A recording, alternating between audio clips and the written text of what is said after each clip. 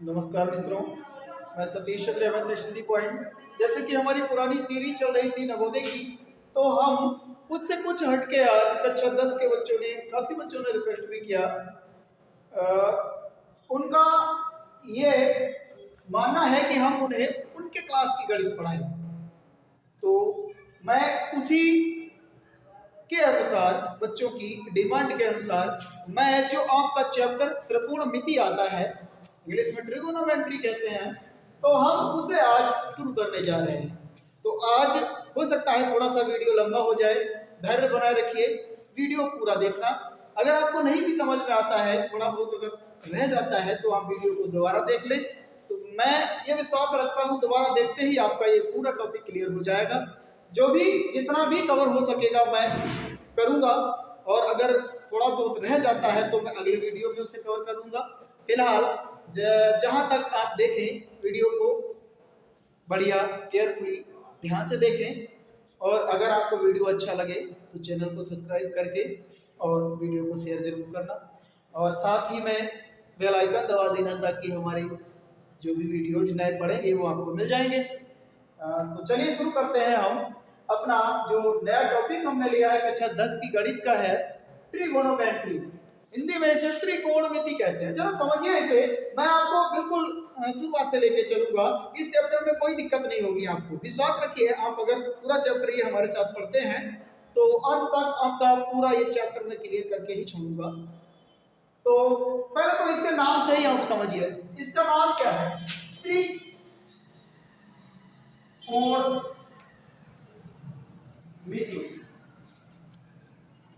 त्रिकोणमिति,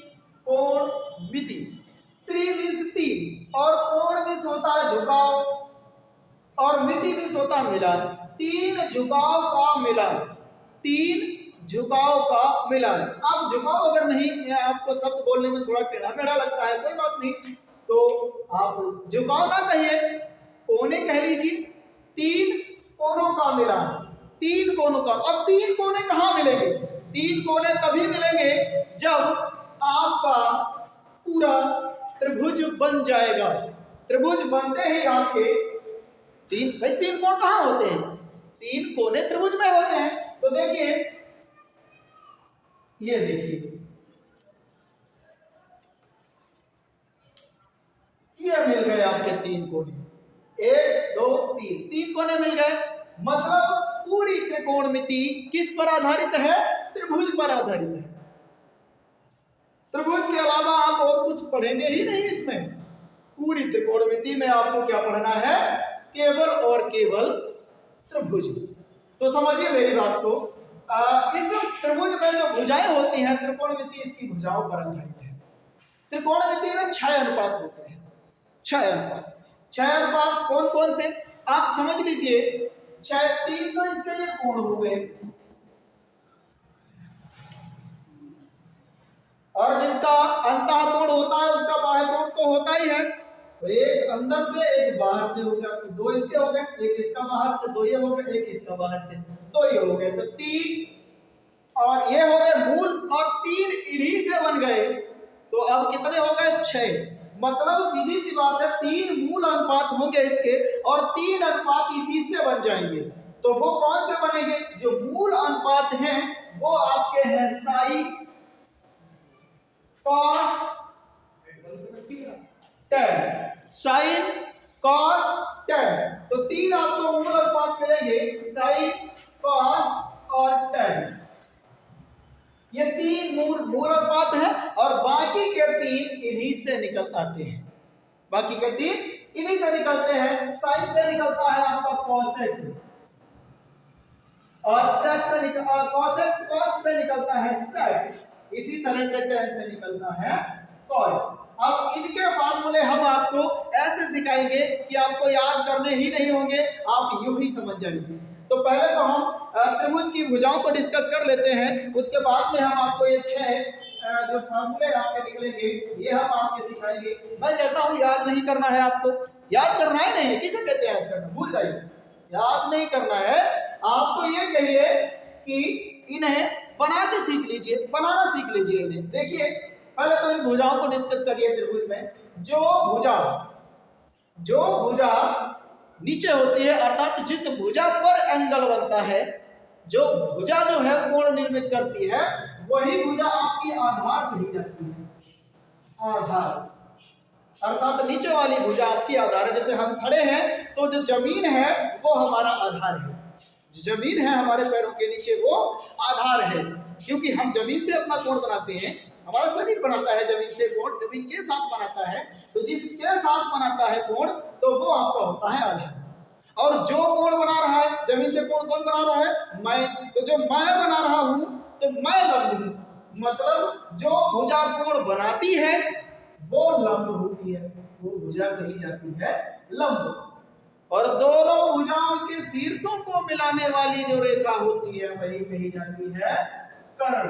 पांडवों में सबसे बड़े कौन थे? वैसे तो आप पांडवों में अगर देखेंगे तो युधिष्ठिर थे, लेकिन अगर रियलिटी में देखा जाए तो सबसे बड़े भाई उनके जो छठे भाई थे वो कर्ण थे। तो सबसे बड़ी भुजा भी आपकी कर्ण है। तो सबसे जो बड़ी भुजा है वो कर्ण है। बस यहीं से आपको सीख लेना है, सबसे बड़ी भुजा क्या होती है? कर्ण होती है। अब समझिए, तो अगर आपको एक फार्मूला केवल बता दिया जाए तीनों भुजाओं को निकालने के लिए तो कहिए बढ़िया रहेगा कि नहीं? देखिए, केवल एक फार्मूला आपको याद रखना है, कर्ण का स्क्वायर बराबर लंब स्क्वायर और प्लस आधार का स्क्वायर। बस एक ही फार्मूले से दो भुजाएं आपको सवाल में दे रखी होंगी, तीसरी भुजा आपको निकालनी पड़ेगी, तब आप इस फार्मूले का यूज करेंगे। अब देखिए, हम जो भी फार्मूले लिखेंगे तो कर्ण के लिए हम के लिख दिया करेंगे, समझ लेना आप कर्ण लिखा है। आधार के लिए हम ए लिख दिया करेंगे और लंब के लिए यल लिख दिया करेंगे। तो उम्मीद करता हूं ये चीज आपको समझ में आ चुकी होगी। अब देखिए, अब हम इससे फार्मूले निकालना सीखते हैं। तो फार्मूले निकाले कैसे जाते हैं? फार्मूले निकालने के लिए मैं आपको बताऊं, सबसे बढ़िया सा ट्रिक एक हम लेते हैं, लाल बटे कक्का। लाल बटे कक्का। देखिए लाल, अब ये आपका मूल हो गया, लाल मूल अनुपात हो गया, मतलब मूल अनुपात आपको हमने 3 बताए थे। एक तो बताया था साइन, दूसरा बताया था कॉस, तीसरा बताया था टैन। तो उन्हीं से निकलने वाले अनुपात थे, साइन से निकला था कोसेक और कॉस से निकला था सेक और टैन से निकला था आपका कॉट। तो आपके ये अनुपात जो बने हैं, 6 अनुपात आपके एक साथ हो गए हैं, sine cos tan cosec sec cot, आपके 6 अनुपात एकदम हो गए। अब इन 6 अनुपात से हम 18 फार्मूले कैसे बनाएंगे वो चीज देखिए। तो आपको क्या करना है, जब आप साइन का मान निकालेंगे तो ये तो आपके ऊपर है, तब आपको क्या करना है भाई, विचार कीजिए, इस साइन को आप उठा के इस तरफ ले आए, मतलब साइन का मान आप निकाल रहे हैं साइन थीटा। तब आपको क्या करना है, नीचे क्या बचा आपका, यहाँ पर तो भाई ये तो उठा के आप ले गए तो कुछ नहीं रह गया। जब कुछ नहीं रह गया तो जहाँ कोई संख्या नहीं हुआ एक तो आपको लिखना होता है, तो यहाँ पर तो इसकी जगह पर हो गया ये, और नीचे क्या बचा है, कोसेक थीटा। क्या बचा है, कोसेक थीटा, मतलब साइन थीटा जब आप निकालेंगे तो 1 बटे कोसेक थीटा। क्लियर हुआ? अब आप निकालेंगे कॉस थीटा, जब आप निकालेंगे कॉस थीटा का मान, तब आपका क्या हो जाएगा, कॉस को इस तरफ ले जाएंगे, यहाँ पर 1 हो गया, नीचे क्या बचा है, सेक थीटा। ये भी आपको समझ में आ गया होगा। तीसरा अनुपात आपका था टैन थीटा, तो जब आप निकालेंगे टैन थीटा तो टैन थीटा को ले जाएंगे बाहर, यहाँ पर 1 हो जाएगा, 1 बटे नीचे क्या रह गया, कॉट थीटा। अब एक चीज और समझ लीजिए, अब एक चीज यहाँ पर ये समझने की है कि यहाँ पर टैन थीटा बराबर 1 कॉट थीटा आप लिखते हैं, बिल्कुल सही है, गलत बिल्कुल नहीं है, लेकिन यहाँ पर थोड़ा सा एक फॉर्मूला हटके बन जाता है, जो टैन थीटा बराबर आप लिख सकते हैं साइन थीटा और बटे कॉस थीटा, ये भी लिख सकते हैं, बात एक ही रहेगी। तो आपके हो गए हैं 1 2 3 फार्मूले आपने सीख लिए। अब इन्हीं 3 से 3 और बनाने हैं। मैंने आपको बताया साइन का उल्टा होता है कोसेक। तो जब आप यहां पर निकालेंगे कोसेक थीटा, जब यहां पर आप निकालेंगे कोसेक थीटा का मान, तो आप निकालेंगे कोसेक थीटा बराबर, अब देखिए अब मान लीजिए ये ऊपर है और ये नीचे है, इन्हें ऊपर और इन्हें नीचे मान लीजिए, तो कोसेक थीटा आप इस तरफ ले जाएंगे तो यहाँ पर एक हो जाएगा, और हमने कहा था ये नीचे है तो नीचे क्या बचा साइन थीटा, तो भाई यहाँ का हो गया 1/sin कोसेक थीटा बराबर 1/sin थीटा। अब दूसरा क्या है, अब आपको निकालना है सेक थीटा, तो सेक थीटा बराबर क्या हो जाएगा, यहाँ पर तो 1 हो जाएगा और ये फिर नीचे है तो यहाँ पर बचा है cos थीटा, 1/cos थीटा, ये हो गया सेक थीटा।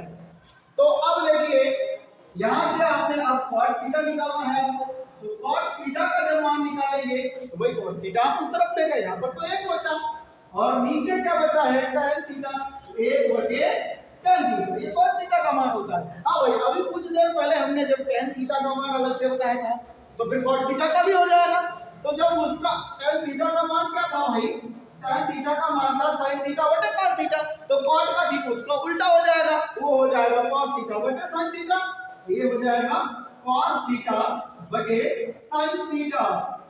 अब समझ में आ गया होगा, मतलब आपने 6 फार्मूले ये सीख लिए बढ़िया से। अब मैं आपको 6 फार्मूले और इसी सूत्र से निकालना सिखाऊंगा, देखिए कैसे।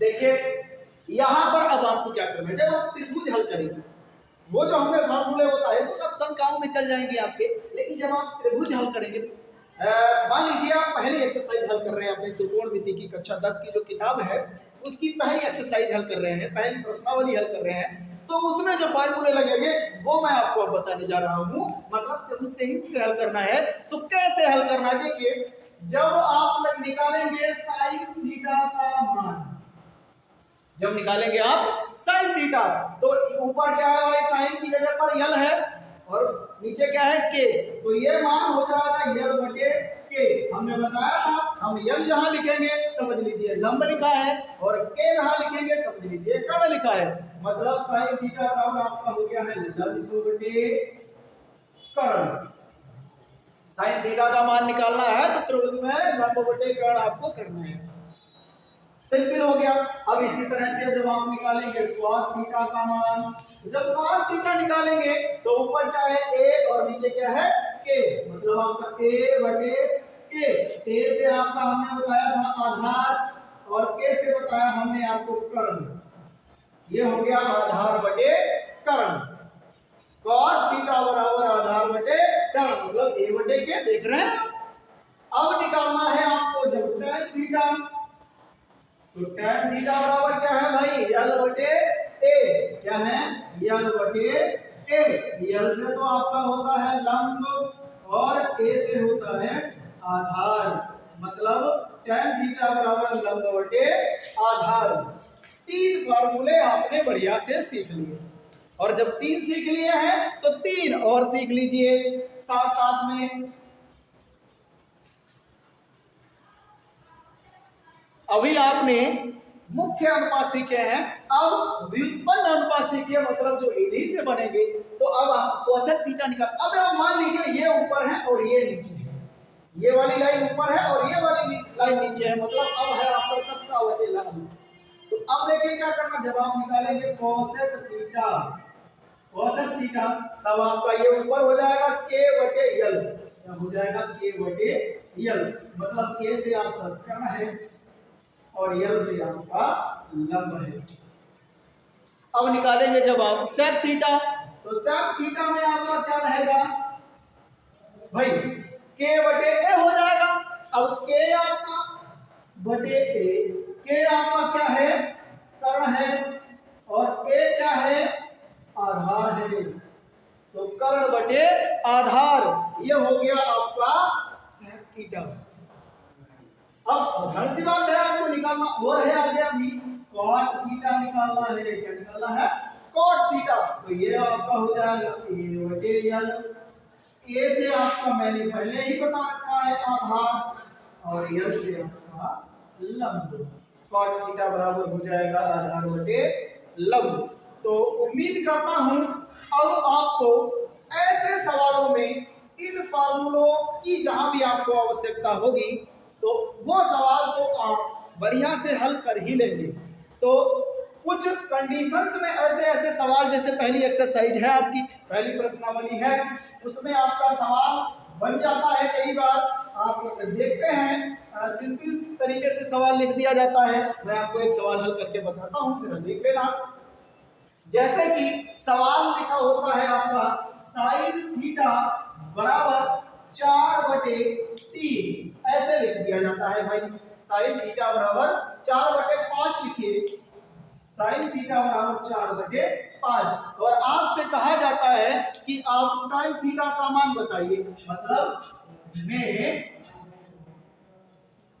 tan थीटा का मान बताइए, ऐसा आपका प्रश्न हो तब आपको क्या करना है। देखिए मैं आपको बताऊं, यहां पर आप ये करिए कि साइन थीटा बराबर, आप जरा एक बार लिखिए साइन थीटा बराबर 4/5। अब वो फार्मूला लिखिए जो हमने अभी बताया था आपको। साइन थीटा बराबर क्या मैंने आपको बताया, लंब बटे कर्ण बताया। क्या बताया, लंब बटे कर्ण आपको बताया। तो इसका मतलब लंब की जगह पर लिखा है 4 और कर्ण की जगह पर लिखा है 5। तो लंब आपका है 4 और कर्ण है 5। अब आप इसी त्रिभुज से जरा हल करिए। लंब आपका है 4, तो ये भुजा आपकी हो गई 4, और कर्ण आपका है 5, तो ये भुजा आपकी हो गई 5। और आपको निकालना है tan थीटा का मान। तो जरा विचार कीजिए, tan थीटा को आप तब निकाल सकते हैं जब आपको आधार पता होगा। आपको आधार नहीं पता है तो आप आधार निकालिए। आधार निकालने का मैंने आपको एक तरीका बढ़िया सा बता रखा है, कर्ण स्क्वायर बराबर लंब स्क्वायर और प्लस आधार स्क्वायर। भाई जिसका मान दिया है उसका रख दीजिए। तो कर्ण का आपको दिया है, कर्ण का 5 है, तो 5 का स्क्वायर बराबर लंब दे रखा है 4, तो 4 का स्क्वायर प्लस आधार नहीं दे रखा है, मत रखिए। तो 5 का स्क्वायर करेंगे, देखो स्क्वायर मतलब घात 2। घात 2 का मतलब होता है जिसकी जितनी घात है उसे उतनी ही बार लिखना पड़ता है। मान लीजिए 5 की घात 2 है तो आपको 2 बार लिखना है, 5 गुणे 5 मतलब बचम 25। अगर 5 की घात 3 होता तो हम लिखते 5 गुणे 5 गुणे 5, बचम 25, 5 125 हो जाता। हाँ, तो ये समझ गए होंगे आप, जिसकी जितनी घात है उसे उतनी ही बार लिखना पड़ता है। तो यहाँ पर समझ लीजिए 5 की घात 2 है, 5 को 2 बार लिखेंगे तो बचम 25 हो जाएगा। तो ये आपका हो गया 25 बराबर 4 की भी घात 2 है तो 4 को 2 बार लिखिए, 4 चौके 16 हो जाएगा। और प्लस में आपका है आधार स्क्वायर। अब इसे आप इस तरफ लाएंगे तो माइनस का हो जाएगा, इसे आप इस तरफ लाएंगे। पक्षांतर के नियम आप जानते हैं अगर, तो आपको पहले से ही पता होगा। इसे जब आप इस तरफ लाएंगे तब आपका हो जाएगा 25 और माइनस का 16 बराबर आधार स्क्वायर। अब आप 25 से जब 16 घटाएंगे तो आपका बचेगा 9। 25 से 16 घटाएंगे 9 बचेगा, बराबर में लिखा है आपका आधार स्क्वायर। और जब ये स्क्वायर हटाएंगे तो हमें यहाँ भी स्क्वायर लगाना पड़ेगा। तो वही स्क्वायर आपका कभी हट सकता है जब इसका वर्गमूल निकाल लेंगे। वर्गमूल कैसे निकालेंगे, 9 का वर्गमूल। अगर आप वर्गमूल निकालना नहीं जानते हैं तो मैं आपको बता दूं, हमारे चैनल को सब्सक्राइब करने के बाद में आपको एक वीडियो मिल जाएगा वर्गमूल निकालने वाला। तो उस वीडियो से आप वर्गमूल निकालना बढ़िया तरीके से सीख सकते हैं। बड़ी से बड़ी संख्या का वर्गमूल आप चुटकियों में निकाल सकते हैं। तो फिलहाल तो मैं यहाँ पर आपको एक गुणनखंड विधि द्वारा बता रहा हूँ, आराम से वर्गमूल निकाल लीजिए।